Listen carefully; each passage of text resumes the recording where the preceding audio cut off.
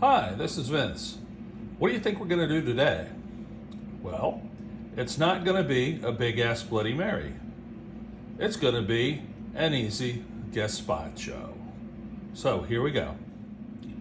Okay, so I'm starting off with about a half a jar of Bloody Mary mix. And now it's time for the juice, a half a lemon.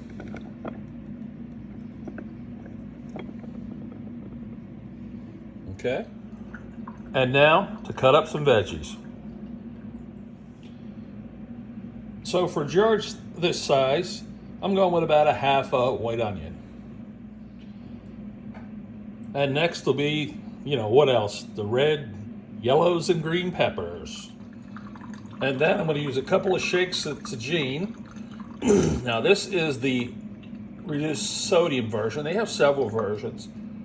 I really do like this. I just started using it in the last couple months. You may want to try it. And now it gets a shake. And we'll waltz it right over to the fridge.